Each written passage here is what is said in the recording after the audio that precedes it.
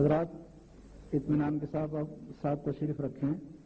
अब सवाल जवाब का सिलसिला शुरू होगा और उसके सिलसिले में गुजारिश ये है कि डॉक्टर साहब ने जिस उन्वान पर खिताब किया है उसी खिताब से मुताल्लिक आपके जहन में जो सवाल हो वो करें, गैर मुताल्लिक सवाल मत कीजिएगा।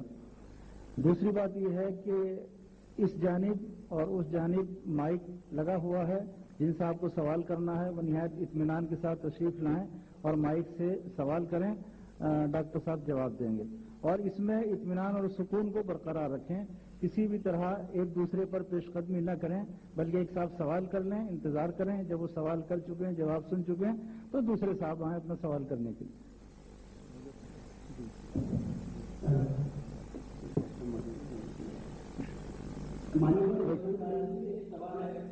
एक मिनट ठहरिए।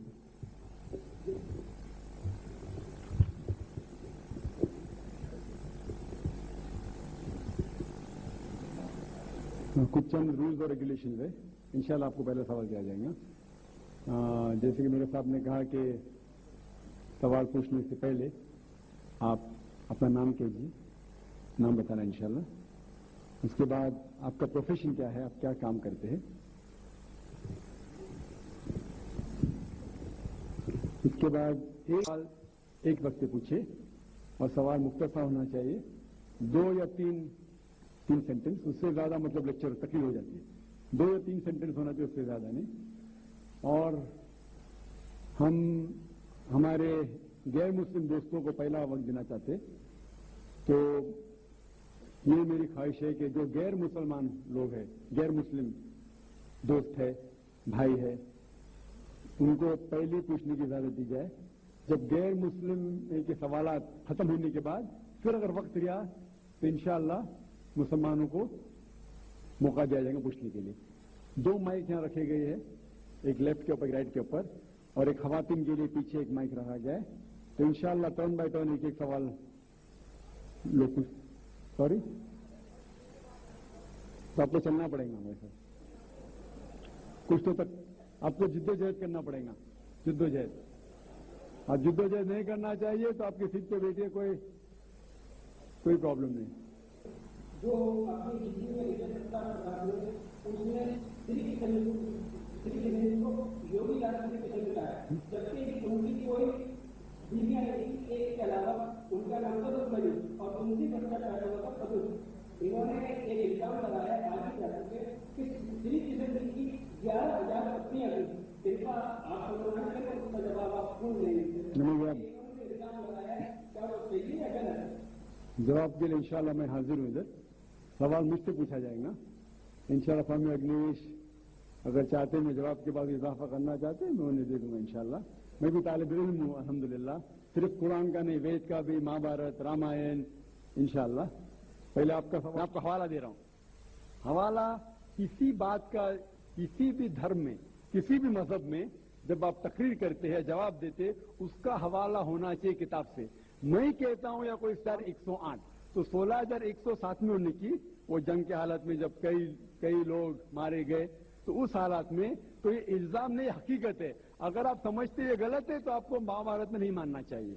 और जो लोग ने अभी तकरीर किए, मैं तकरीर के बाद शंकराचार्य, स्वामी अग्निवेश, माशाअल्लाह, जब शंकराचार्य ने कहा और शुरू किया, उन्होंने पूरी तकरीर में एक अरबी की आयत की तिलावत की, आयत या अरबी बोलें कलमे की तिलावत की, और एक संस्कृत की तिलावत की। और कई लोग ने जब उन्हें कहा ला इलाहा इल्लल्लाह मुहम्मद रसूलुल्लाह, जब उन्हें कहा कलमे शहादत ला इलाहा इल्लल्लाह मुहम्मद रसूलुल्लाह, बहुत लोग ने ये समझा होगा कि जो कह रहे हैं शंकराचार्य वो मुसलमानों को बहलाने के लिए कह रहे होंगे। वो क्या, उनकी क्या नियत थी अल्लाह वाला, मैं नहीं जानता, मैं उनकी नियत के ऊपर शक नहीं कर सकता। लेकिन क्योंकि मैं तालिब इल्म हूं इस्लाम और दिगर मज़ाहिब के, मेरे दिमाग में फौरन जो कह रहे थे कि ये एक कलमा वेद का निचोड़ है, पुराना का निचोड़ है, जो वो कह रहे थे, फौरन मेरे दिमाग में वो श्लोका याद आने लगे। और शंकराचार्य बिल्कुल सही कह रहे थे, उनकी नीयत क्या थी अल्लाह आलम, लेकिन वो बिल्कुल सही कह रहे थे कि अगर आप हिंदू मजहब की किताब पढ़ेंगे, उन्हें सही कहा कि हिंदू मजहब, ये नाम जो हिंदू है ये ब्रिटिशर्स ने दिया है, अंग्रेज लोग ने दिया। ये हिंदू लफ्ज जो है अंग्रेजों ने दिया है, सही नाम होना चाहिए वेदांतिक या सनातन धर्म। ये हिंदू जो नाम है ये हिंदुइज्म अंग्रेजों ने दिया। हिंदू नाम सबसे पहले पर्शियन लोग ने जब आए थे हिमालय के जरिए, और जो अरब लोग आए थे हिंदुस्तान में, उन्होंने नाम हिंदू दिया। और आप इंसाइक्लोपीडिया ब्रिटानिका में पढ़ेंगे वॉल्यूम नंबर 20 रेफरेंस नंबर 581, उसमें कहा गया है कि Hinduism is a group of belief for people living in India. तो हिंदुइज्म जो लफ्ज है ये अंग्रेजों ने दिया है, सही लफ्ज होना चाहिए सनातन धर्म। और अगर और बिल्कुल सही है कि सबसे ऊंची किताब हिंदुइज्म में वेद और अब उपनिषद पुराना, अगर आप पढ़ेंगे छंदोग्य उपनिषद अध्याय 6 सेक्शन नंबर 2 श्लोका नंबर 1, उसमें लिखा गया है एकम एविदित्यम, भगवान एक ही है दूसरा नहीं है। श्वेता उपनिषद में लिखा हुआ है अध्याय 6 श्लोका नंबर 9 में नाचे से कशिद जैता न दीपा, ये संस्कृत कोटेशन है। ना कोई बुत है ना कोई तस्वीर है, उस भगवान का ना अक्स है न तस्वीर है। और आगे लिखा हुआ है यजुर्वेद में अध्याय 40 श्लोका नंबर 9 में अंधात्म प्रविशंति या असम्मुति मुपास्ते। अंधात्म अंधकार, प्रविशंति मतलब अंदर जाना। वो लोग अंधकार में जा रहे हैं, वो लोग जो लोग असम्मुति की पूजा करते हैं। असम्मुति मतलब कुदरती चीजें, हवा, आग, पानी, जो लोग कुदरती चीजें की पूजा करते हैं। और आगे श्लोका कहता है कि वो लोग और गहराई अंधकार में जा रहे हैं जो लोग संभूति की पूजा करते हैं। संभूति गाड़ी, बुत, ये जो बनाई हुई चीजें हैं उसकी अगर पूजा कर रहे हैं तो और अंधकार में जा रहे हैं। और आप पढ़ेंगे ऋग्वेद, चारों वेदों से सबसे ऊंचा वेद है ऋग्वेद। ऋग्वेद में लिखा हुआ है जिल्द नंबर 1 बुक नंबर 1 किताब नंबर 1 अध्याय हिम नंबर 164 श्लोका नंबर 46 एकम सत विप्र बहुधा वदान्ते, जिसके मानी है सच एक है, सच्चाई एक है, भगवान एक है। और संत लोग भगवान को मुख्तलिफ नामों से पुकारते हैं, लेकिन भगवान एक है। और जो उनने संस्कृत में श्लोक पढ़ी वो आदि श्लोक थी, पूरी श्लोक में पढ़ूंगा इंशाअल्लाह। वो श्लोक जो उन्होंने पढ़ी वो ब्रह्म सूत्र है, हिंदुइज्म के ब्रह्म सूत्र है। एकम ब्राह्म द्वितीया नास्ते, आदि पढ़ी पूरी है। एकम ब्राह्म द्वितीया नास्ते नहना नास्ते नास्ते किंचन, जिसके मानिए भगवान एक ही है दूसरा नहीं है, नहीं है नहीं है जरा भी नहीं है।